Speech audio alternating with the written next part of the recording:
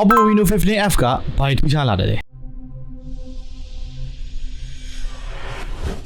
ကျွန်တော်ထက်ကပြပိုင်ကြားမှာပြောလို့ရှိရစကားတစ်ခုရှိတယ်ပါတဲ့ဖုန်းတွေမှာဆိုရှင်ဘက်ထရီနည်းမယ်ဘက်ထရီများလာတဲ့အမျှဖုန်းထူလာမယ်ဆိုပြီးတော့ပေါ့ဒါပေမဲ့ကျွန်တော်လက်ထဲမှာရောက်ရှိနေတဲ့ Oppo Reno 15F 5G ကတော့အဲ့ဒီစကားကိုချိုးဖျက်လိုက်ပြီလို့ပြောလို့ရတယ် Reno series တွေရဲ့ထုံးစံတိုင်း F model ဆိုတာနဲ့ design နဲ့ portrait camera ကိုဦးစားပေးပြီးလုပ်ထားတာကလူတိုင်းသိပြီးတာပါဒါပေမဲ့ဒီတစ်ခါ Reno 15F ကတော့ design ဘိုင်းနေမကဘဲနဲ့ specification ဘိုင်းမှာပါတော်တော်လေးစိတ်ဝင်စားဖို့ကောင်းအောင်လုပ်လာပေးထားတယ် design ဘိုင်းမှာဆိုလို့ရှိရင်တော့အရင်က Reno 14F နဲ့တူတယ်လို့ထင်ရပေမဲ့လည်းအတွင်းဘိုင်းမှာဘာတွေပြောင်းလဲသွားလဲ9000 mAh ဘက်ထရီရောလက်တွေ့မှာအသုံးပြုတာတကယ်ရောအဆင်ပြေရလားဒီအချက်တွေကို first impression မှာအဖြေရှာကြည့်ရအောင်ပထမဆုံးအနေနဲ့ design ဘိုင်းနေပြီးတော့စပြောကြရအောင်ပွပွင့်လင်းလင်းပြောရမယ်ဆိုလို့ရှိရင်တော့ဒီ Reno 15F ကိုမြင်လိုက်တာနဲ့အရင်က Reno 14F ကိုပြင်းပြင်းမိတယ် body frame ကစတော်တော်လေးကိုဆင်တူတယ်ကာဘာတစ်ခုတည်းတော့မှအတူတူတုံးလို့ရရင်ရနေမှာဒီ Reno 15F မှာဆိုလို့ရှိရင်တော့ဒီနောက်ဖက် design ကို Dancing Aurora design လို့နာမည်ပေးထားတယ်အနောက်ဘက်ကိုကြည့်မယ်ဆိုလို့ရှိရင်တော့တော်တော်လေးကို matte ဖြစ်ပြီးတော့ clear ဖြစ်တဲ့ vibe ကိုပေးတယ် Aurora blue နဲ့ Twilight blue ဆိုပြီးတော့ color နှစ်မျိုးလာတယ်ဒီကောင်ကတော့ IP69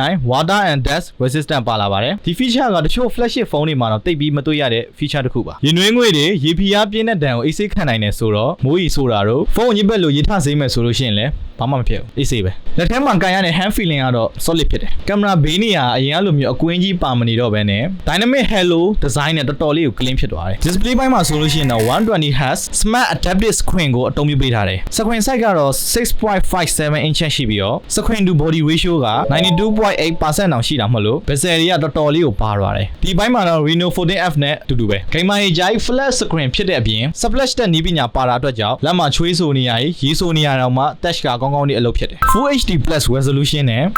1.07 billion color support ပေးထားတဲ့အတွက်ကြောင့်ရုပ်ရှင်ကြီးကဂိမ်းဆော့တဲ့အခါမှာ color contrast ကောင်းကောင်းလေးကိုရတယ် Reno series တွေအတိုင်းပဲကင်မရာကြောင်းမပြောဘူးဆိုရင်တော့မပြီးပါဘူးဆိုတော့ကင်မရာကြောင်းနည်းနည်းပြပြမယ်ဒီနေရာမှာ Reno 15F ရဲ့အားသာဆုံးတစ်ချက်ကတော့သူ့ရဲ့ selfie camera ဖြစ်ပါတယ်50 megapixel ultra wide selfie camera ကိုအသုံးပြုပေးထားပါတယ်သူ့ရဲ့ FOV က100 degree ထိကျဲတာဖြစ်တဲ့အတွက်ကြောင့်အဖွဲလိုက်တငယ်ချင်းနဲ့ selfie ဆွဲတဲ့အချိန်မှာဟိုလူမပါမှာဒီလူမပါမှာကိုလုံးဝစိုးရင်စရာမလိုတော့နောက်ပြီး distortion correction လည်းပါတာအတွက်ကြောင့်ဓာတ်ပုံရဲ့နောက်ဆုံးနားမှာပါတဲ့လူတွေကမျက်နှာခုံးသွားတာတွေပြားထားတာတွေကမဖြစ်လာဘူး AI portrait glow feature လည်းပါတဲ့အတွက်ကြောင့် selfie ဆွဲမယ်ဆိုရင်ရုပ်ထွက်ကတော်တော်လေးကိုမိုက်တယ်လို့ပြောလို့ရတယ်အနောက်ဘက်မှာဆိုလို့ရှိရင်တော့50 megapixel main camera 8 megapixel ultra wide နဲ့2 megapixel macro ဆိုပြီးတော့ကင်မရာ၃လုံးပါတယ်ဒါအပြင် telephoto lens တော့ပါလာခြင်းတော့မရှိဘူးဒါပေမဲ့ Oppo ရဲ့ software ဘိုင်းဖြစ်တဲ့ AI portrait glow နဲ့ AI flash photography 2.0 ကြောင့်ညဘက်ရရင်တော့မှမျက်နှာရတဘာဝအတိုင်းလင်းပြီးတော့လှပနေအောင်တွေ့ရတယ် AI eraser နဲ့ AI studio လို့လိုမျိုးအရင်ကပါခဲ့တဲ့ feature တွေလည်းအခုချိန်ထိပါလာပါသေးတယ် Reno portrait engine လည်းပါတဲ့အတွက်ကြောင့်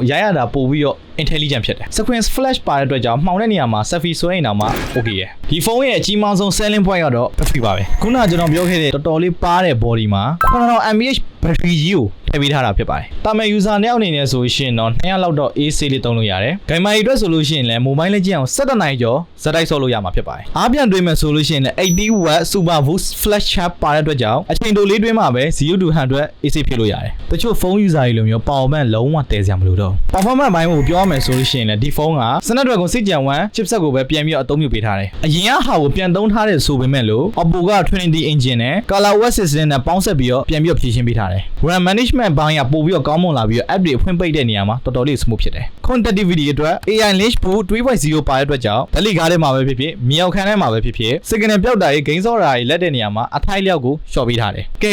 ညီကုန်းချောရမယ်ဆိုလို့ရှိရင် Oppo Reno 15F က performance ဘိုင်းရန်ကောင်းမှလိုချင်တဲ့ဂိမ်းမိုင်အတွက်မဟုတ်ဘူးဆိုပေမဲ့ပေါ့ပါနဲ့ဘက်ထရီခန္ဓာကြိုက်တဲ့လူတွေအပြင်ထွက်တာနဲ့ selfie ခန်းခန်းရိုက်လိရှိတဲ့လူတွေဒီဇိုင်းနဲ့နဲ့အကျန်းခန္ဓာမျိုးရှာနေတဲ့လူတွေအတွက်တော့ Reno 15F ကစဉ်းစားတဲ့ဖုန်းတစ်လုံးလို့ပြောလို့ရပါတယ်ဒီနေ့ဗီဒီယိုလေးကတော့ဒီလောက်ပါပဲကျွန်တော်ထပ်မံဖြတ်ပါတယ်